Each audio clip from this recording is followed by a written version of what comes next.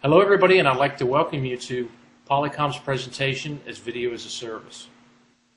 My name is Frank Scheffler. I'm a Federal Systems Engineer within Polycom, and with me today also is a gentleman by the name of Scott Briggs, who is with the company ViON Corporation, our preferred partner that enables us to provide this in a utility model or in an as-a-service model. So with that, I'd like to hand it over to Scott and have him say a few words. So let's give a little background on the ViON Corporation. We are a privately held, veteran-owned small business. We've been in business around 33 years, 31 years federal government, commercial and public sector around 15 years, and we've been delivering the as-a-service model nearly 12 years now. You see our annual revenue hovers around $200 million. And we are in about 85% of that annual revenue is in the federal space. The last few years, the state and local has been catching up. That area has been picking up very well because they're also seeing the requirements for as-a-service cloud environments and how well that fits within their budget constraints. Our largest customers were very deep into the intelligence agencies within DoD, a lot of federal spaces. But DISA is a very large customer under the capacity on demand service.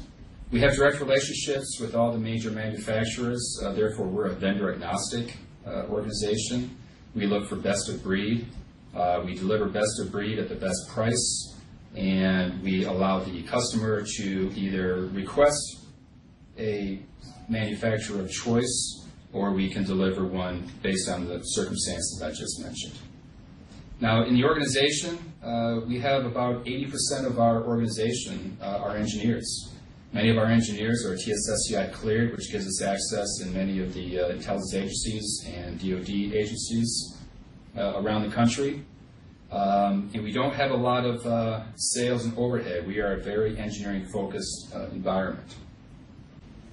So the capacity services, it's a private cloud computing model. It's not a new technology. It is a new acquisition model that enables the customer to get things on demand as they need them. No more waste of overbuying, no more expecting to grow into things, so they buy large quantities of gear that many times just sits vacant, waiting for that requirement to hit.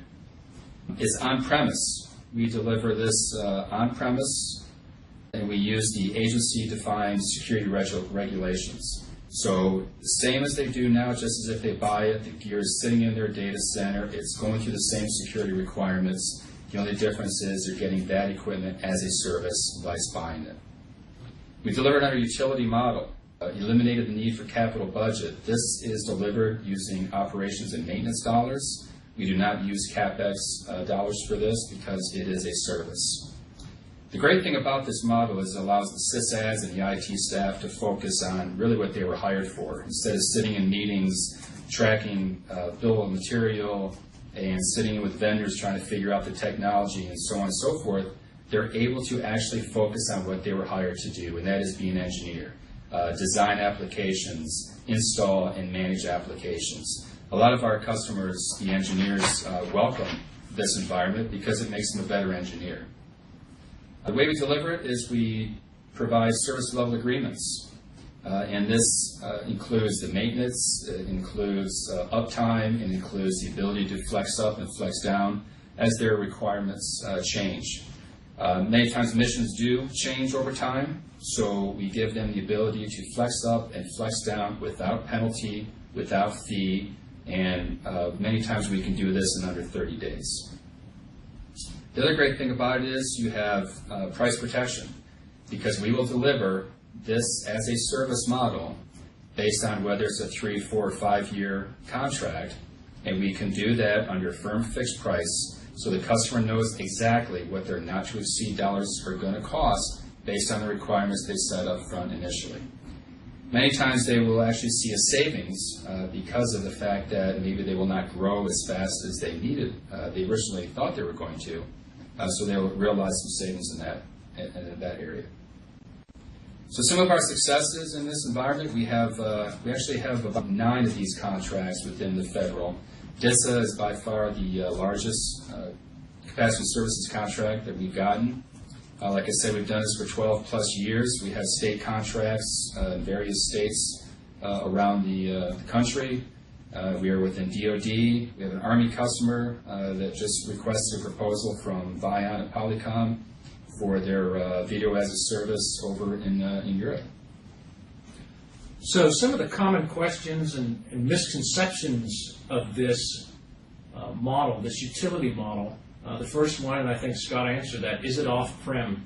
The answer to that is, for the most part, no it isn't. Usually it's on-prem, although we can certainly model it around being off-prem and on-prem, or purely off-prem, for a transition. Another one, is it necessary to have ViON personnel on site? No, not at all. This isn't like a systems integrator type function. Basically, you are buying the service, and that service might be 100 VTC to the desktop, a VTC room system, or 1,700 telephones, or whatever you really need, and it's all based on functional requirements. But based on that, you can use your own technical staff. Of course, you can have it augmented by other technical staff from Polycom or a partner, but it's not necessarily to have ViON personnel on site. That leads into the next question. This displaces the existing technical staff in no way. In fact, I think Scott wants to talk a little bit about how many places where they, for the most part, the customers run their own equipment. Yes, absolutely.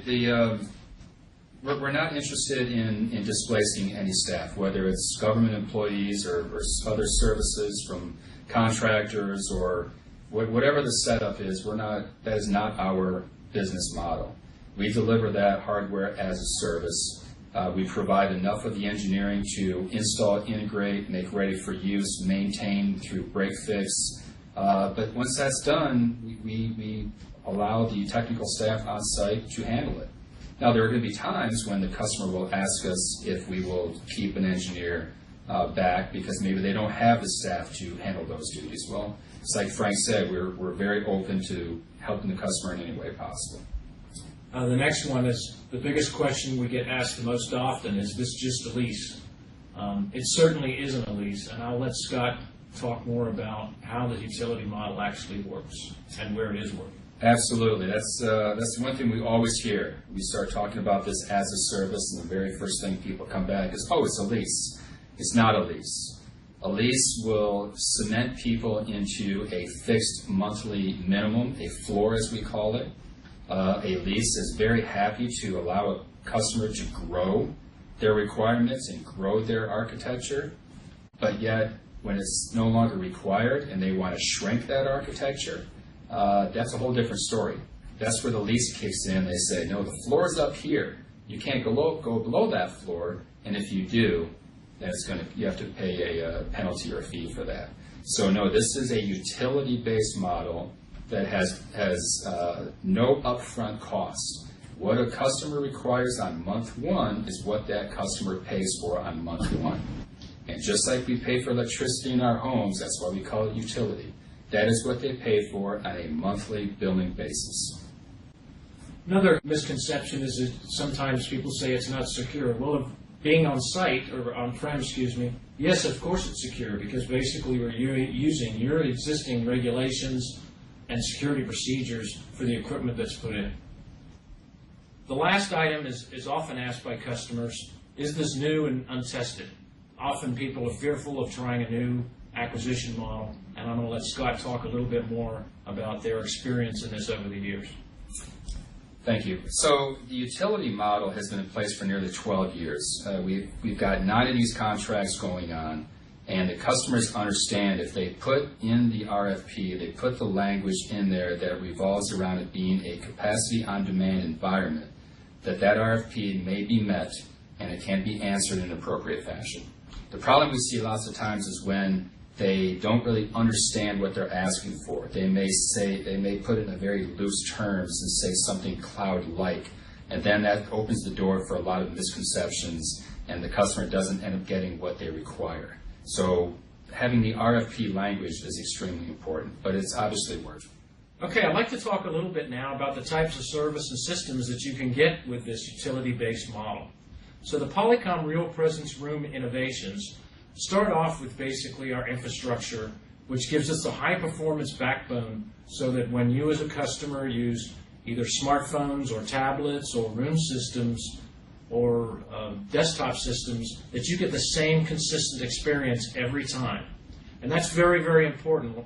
A lot of systems in this world, people want the fastest, but what really matters in UC is that it's a consistent experience every time. So why personal video? Main reason that people want personal video is because it works for how they want it to. So you may be sitting at your desk and you can use your desktop system. You may be have a laptop and you just want to use your laptop. You may just want to use your phone, or I should say your desktop side phone, which has a video screen in a lot of cases.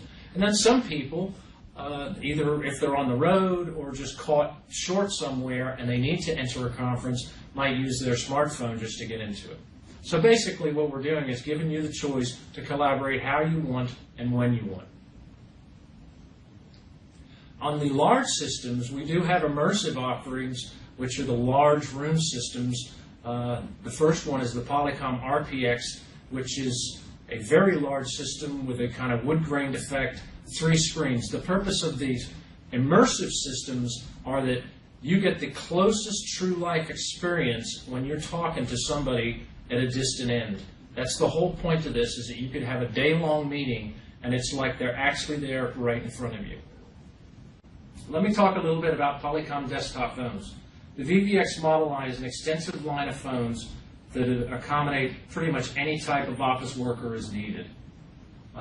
They have HD audio and video support.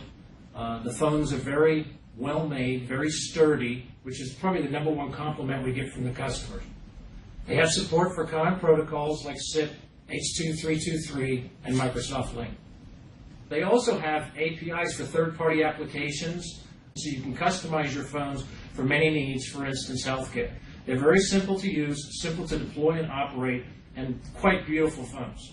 Any of the items I just showed you in the Polycom UC line can be used in an as-a-service utility model. So from here, let's talk a little bit more about some key advantages with the utility model. One of the greatest key advantages is flexibility for you, the customer. I'll let Scott speak a little bit more about that flexibility and how in a real customer environment that flexibility matters to either scale up or scale down versus a capital expenditure model where you buy everything at once. So one of the biggest problems that people always have when they go to purchase something is they always want to buy enough just in case. So they always end up overbuying to get that just in case moment. With our flexibility, they have the ability to get what is required, when it's required, and another great thing is they only pay for what's required when it's required. Instead of going out and making a massive purchase and hoping they grow into it, which most of the time it takes them years to do that, they can get it exactly as they need it, when they need it. Now, that also goes along the lines of increasing or decreasing. In today's environment, missions will come to a customer, they'll have a requirement that will increase, and almost just as fast, that mission will go someplace else, so their requirements will go away. Under the procurement model, they are buying a bunch of stuff that's going to be sitting vacant, waiting for somebody to sit at that desk. Under this model, we provide that flexibility. The equipment refresh, again, is based on functional requirements that may or may not change over time. We're obviously, because we deliver this under a service level agreement, the customer is able to get the best of breed at that time. So if they have a new technology that comes out, well, under procurement model, 2 years ago, that technology didn't exist, so they couldn't get it. Well, they could get it if they buy it, but they're not in their refresh cycle yet. But under our utility model, the new technology, new capability comes out 2 years into their cycle. They have the ability to get that part of their service, and it becomes part of their billing. That's the flexibility. And one more thing about flexibility. In a leasing environment, we already talked about that. There is no flexibility. They're flexible as long as you want to go up, but they're not so flexible when you want to go down. So under this model, the elasticity is built in because we understand that mission requirements are very elastic in nature. So to go along with that on the next bullet, what does this equal? Well, it equals low risk. because the CapEx model means you're making a major outlay for a given set of capabilities and size, whether or not you are going to use it. The third item, use of O&M funding, and once again, I'll turn it over to Scott to talk a little bit more about how this works. Because this is a service, the use of capital expenditure dollars is unauthorized. Because this is a service, it falls under the operations and maintenance funding line. That's really good news for the customer, because what is under attack nowadays in our budget constraints? Capital expenditures. The missions are continuing, the missions are growing, capital expenditure dollars are shrinking. So how are they making up for it? They're making up for it by giving them more O&M dollars to take care of their daily operations. Our model fits right in line with what's happening. And then lastly, here's a key point. Many of my customers have said, you know, this is wonderful, I want to do this, but what do I do about all the existing gear that I have? And it's quite true that rarely does any vendor come in and suddenly get to replace everything wholesale. So in certain circumstances, ViON and Polycom will work together to provide a solution that actually accounts for your existing equipment capability and adjusts as necessary to meet your functional requirements and SLA. So how do we proceed from here? Well, what I'd like you to start thinking about are your functional requirements. Functional requirements, for example, could be a system to support 100 video teleconferencing to the desktop users using existing PCs or laptops. Or it could be a medium-sized room, say 7 to 10 seats, conferencing system with high-definition resolution. Or a system to support 1,000 Microsoft Lync phones with video capability. Functional requirements are the most important facts to consider, because basically you're defining that service, what you want that service to do for you. Next thing would be to contact Polycom, and typically how this works is we have an exploratory meeting to discuss your functional requirements. We talk about the UC features that you may not know about exist to see if that will help you reach your organizational goals or your functional mission requirements. And then we'll discuss your expectations. So for instance, is this a system that you want available 365 by 7 by 24? Is it a system that's primarily used 8 to 5 every day? We basically want to talk about your expectations. What are your expectations to the system? Because yes, we're going to write that into the service. So that completes our presentation for today. I want to thank everybody for their time. Once again, my name is Frank Scheffler, a systems engineer with Federal. Please don't hesitate to reach out and ask questions if you'd like to investigate this further with us. And once again, thank you everybody for attending.